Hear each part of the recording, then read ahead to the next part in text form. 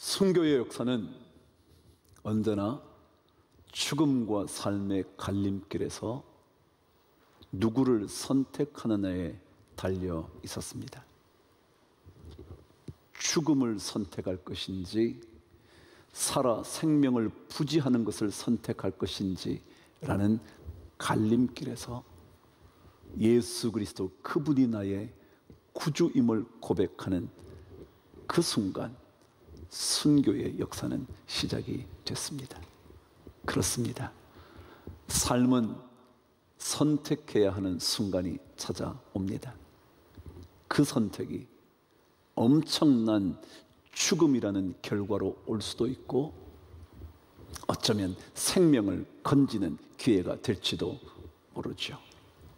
선택이라는 것이죠. 다니엘은 자신에게 지금 죽음이 눈앞에 놓여 있음을 알면서도 완벽하게 알아차렸음에도 불구하고 그는 하나님을 선택함으로 죽음의 사자굴로 스스로 자기 자신의 몸을 던집니다.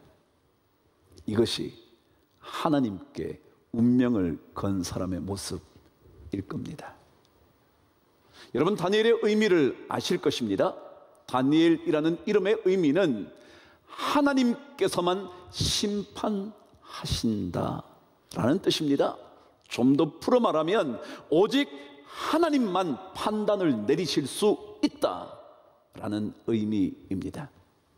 다니엘은 죽음과 삶의 선택의 갈림길에서 이것을 판단하실 수 있는 분은 하나님밖에 없지 라고 자신의 이름을 되뇌었을 것 같습니다. 하나님이 판단하실 거야 라는 것이었습니다. 하나님께서 판단하신다는 말은 하나님께서 제 삶의 순간순간을 계속해서 살펴보고 계신다. 그래서 살펴본 그분께서 판단을 내리실 것이다 라는 의미입니다. 다니엘은 어릴 때부터 자신의 이름이 불려질 때마다 그렇지, 내 인생을 판단하실 수 있는 분은 하나님밖에 없지 늘 고백하지는 않았을까 싶습니다.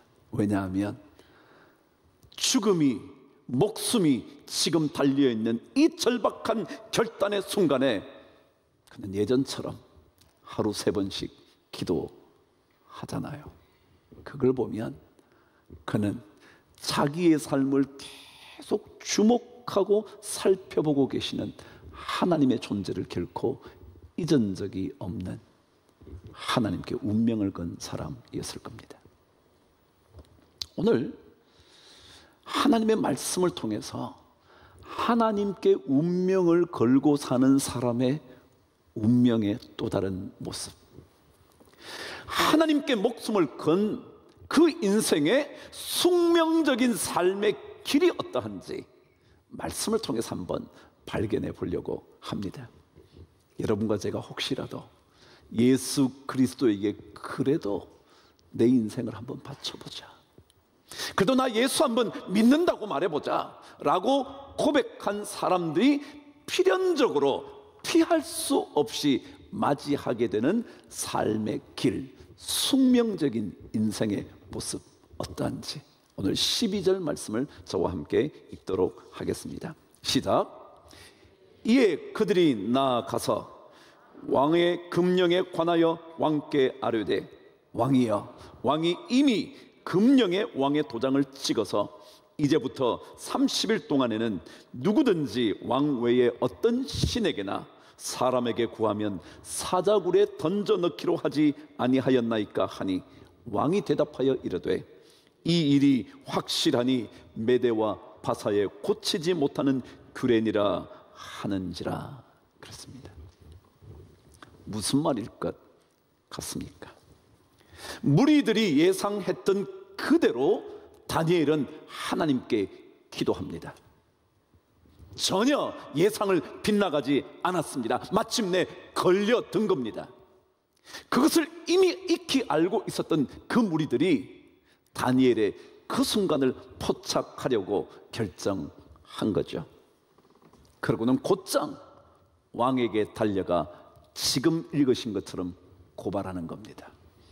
왕이시여, 당신께서 도장을 찍은 금령을 기억하시지 않습니까? 지금부터 30일 동안 어느 누구에게도 왕 외에 다른 누구에게 기도하거나 절하면 생명을 사자굴에 던지기로 하시지 않으셨습니까? 이것은 고칠 수 없는 메대와 바사의 법령입니다 라고 말하는 겁니다. 그렇습니다. 하나님께 운명을 건 사람의 모습은 어떤 거냐 하면 세상의 공격을 반드시 받게 되어 있다 라는 겁니다. 여러분, 혹시 예수 믿으시면서 세상의 비난을 들어보신 적이 있으십니까? 그렇다면 분명 그 사람은 하나님께 운명을 건 사람일 겁니다. 오늘 말씀처럼 무리들이 그를 지켜보고 있다가 그 순간 곧장 왕에게 고발합니다. 저 사람은 사자굴에 던져 넣어야 합니다. 여러분, 세상은 예수 그리스도의 사람을 그냥 내버려 두지 않습니다. 그냥 예수 믿게 놔두지 않습니다. 반드시 그를 고발할 거리를 찾습니다. 참 이상한 것은요, 세상 사람들은 세상 사람들에 대해서 이렇게 말합니다. 그 무언가를 행하면 사람들이 다 그렇지 않냐고, 다 사람 사는 게 그렇지 라고 말하며 그것을 덮으려고 합니다. 근데 이상하게도 그리스도인들이 그 일을 하면 절대로 가만두지 않습니다. 예수 믿는다며? 예수 믿는 사람이 그래? 여러분, 예수 믿는 그 사람에 대하여 그들은 주목하고 있습니다. 절대로 놓치지 않습니다. 공격합니다. 예수의 사람, 하나님께 운명을 건 그 사람은 반드시 세상의 주목을 받고 있다가 공격의 대상이 됩니다. 무엇이라도 단 한 가지라도 걸려들기만 하면 찾아내어 무너뜨리려고 합니다. 그러니 여러분과 저에게 닥쳐오는 수많은 불화살로 인하여 너무 놀라실 필요가 없습니다. 그것은 늘 그래왔던 일입니다. 그래서 디모데후서 3장 12절은 이렇게 기록해 둔 것이었습니다. 무릇 그리스도 예수 안에서 경건하게 살고자 하는 자는 뭐라고요? 박해를 받을 거다. 이게 운명이라는 겁니다.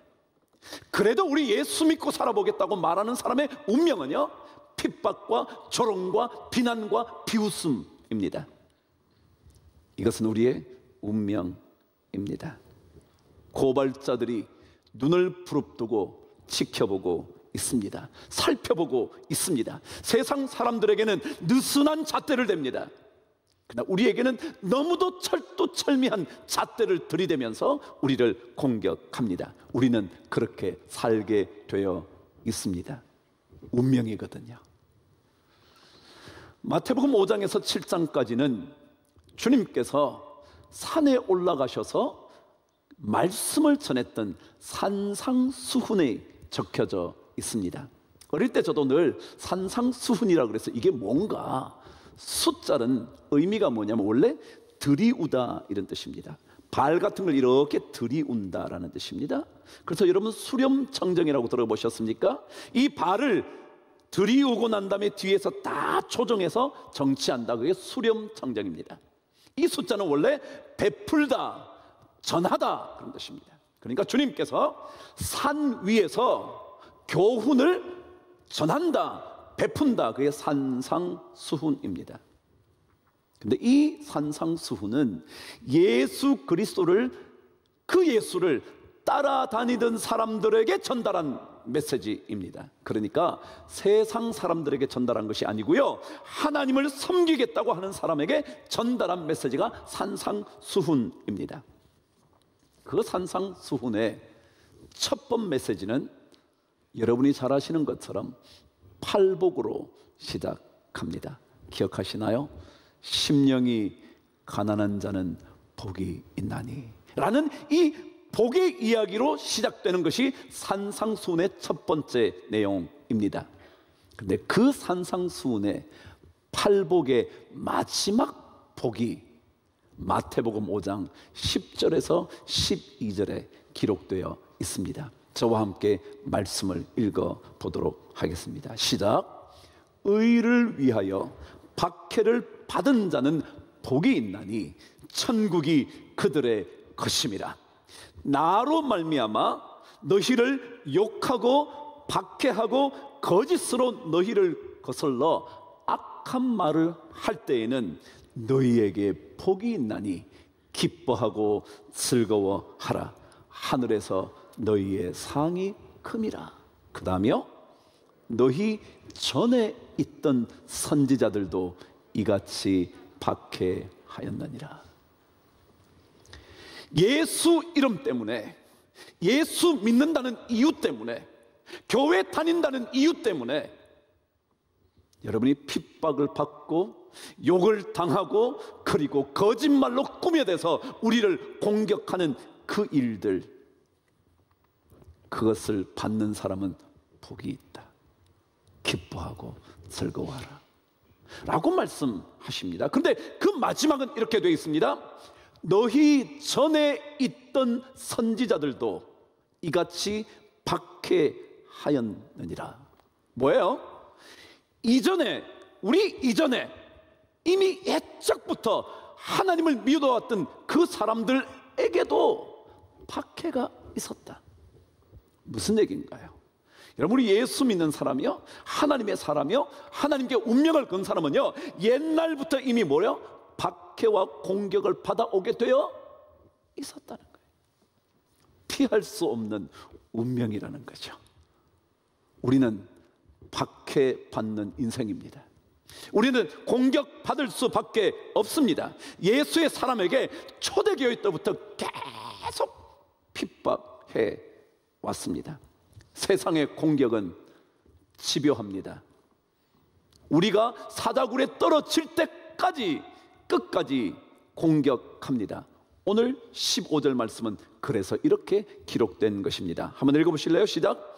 그 무리들이 또 모여 왕에게로 나와서 왕께 말했다 그랬습니다. 방금 보셨죠? 무리들이 또 모였대요. 왜요? 왕이 다니엘이 사자굴에 던져지게 됐다는 사실을 알고 그를 건져내려고 하루 종일 근심하며 애씁니다. 그것을 무리들이 계속 보는 겁니다. 그리고는 또 찾아옵니다. 왕이시여, 이 법령 당신의 도장이 찍혔습니다. 이것 흩뜨리시면 당신의 권위는 사라집니다. 절대 그러실 수 없습니다. 17절에도 보면요, 그 다니엘을 집어넣고 난 다음에 완전히 봉합니다. 봉할 때 왕의 도장도 찍고요, 귀족의 도장도 찍고요, 왕족의 도장을 찍어서 어느 누구도 바꿀 수 없게 만듭니다. 여러분, 세상의 공격은 집요합니다. 여러분을 향한 공격은 절대 멈추지 않습니다. 여러분 보십시오. 지금 이 시대를 여러분 보시지 않습니까? 여러분, 예수 믿는 사람은요, 이게 숙명입니다. 그래서 주님께서 요한복음 16장 33절에서 그렇게 말씀하셨잖아요. 세상에서는 너희가 환난을 당하나 담대하라, 내가 세상을 이기었노라. 그런 거예요. 우리는 세상에서 여러분 환난을 받게 돼 있어요. 예수 믿는 사람처럼 살려고 하면요, 다 우리를 주목하면서 얘기하는 것입니다. 그렇게 되어 있습니다. 그러니 고난받는 일, 박해를 받는 일, 조롱거리가 되는 일 너무 신경 쓰지 마세요. 그것은 우리의 숙명이거든요. 그건 그냥 우리가 그렇게 받게 되어 있거든요. 당연히 공격이 있을 것이고 당연히 핍박이 따라올 것이고 의심의 여지 없이 그것 때문에 고통스러운 삶이 펼쳐질 수 있다는 사실이죠. 자, 그렇다면 이런 고통과 조롱의 삶이 우리 그리스도인들, 하나님께 운명을 건 사람의 인생의 마지막일까? 그게 마지막 운명일까? 끝일까? 아니라는 사실이죠. 이게 중요합니다.